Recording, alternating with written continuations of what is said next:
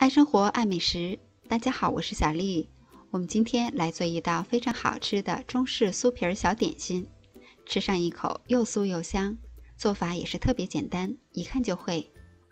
我们先来准备水面团，在碗中准备200克中筋面粉，加入一点点盐，6克白糖，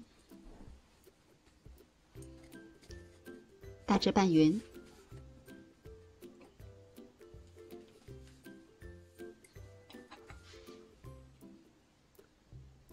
加入50克的食用油，玉米油就可以。再加入100毫升的清水，因为面粉的含水量不同，所以建议大家清水可以少量多次的来添加。具体的配方比例我会打在视频后方的公屏上，方便大家截图保存。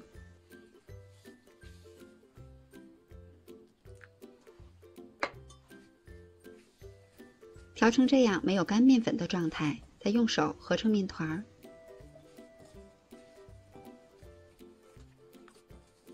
我们今天需要得到的是一个非常柔软的面团，可以放到案板上，大致揉匀就可以。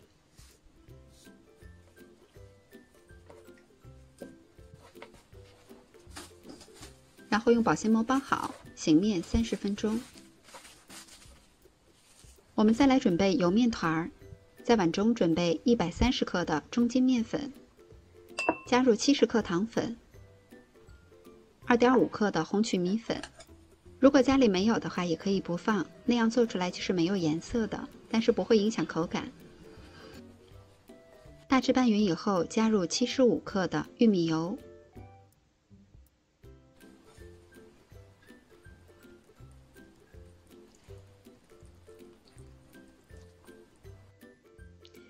调匀以后，用手合成面团，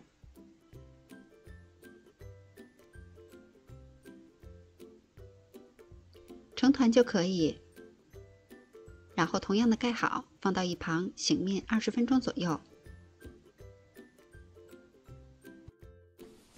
如果不着急，面团可以多醒一会儿，醒好的面它会非常的柔软，非常的听话。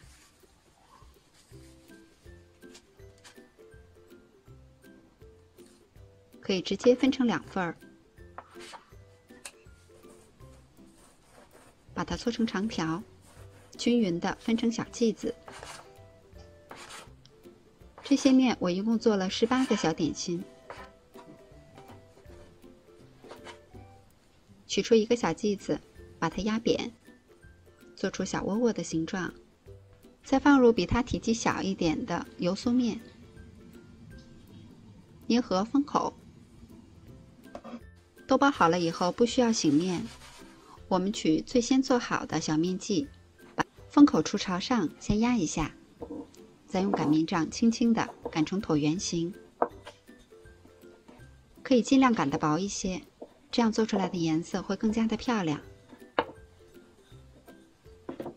醒好的面它的延展性会非常的好，不会破皮。再像这样给它卷起来，在中间的位置折一下，这样一个生胚就做好了。把做好的生胚摆放到烤盘中，烤箱上火170度，下火160度，提前预热。把烤盘放在中层的位置，烤25分钟左右。如果你家里没有红曲米粉，在最后烤制的时候，上面可以刷上一层蛋黄液，这样看起来颜色也会更加的漂亮。这是一款非常简单的中式酥皮小点心，它的颜色鲜艳，香酥多层，又香又甜，简简单单的几步就可以让我们的味蕾和身心得到极大的满足。喜欢的小伙伴们也动手做起来吧。我是小丽，喜欢我的视频请关注留言，感谢您的收看，明天见。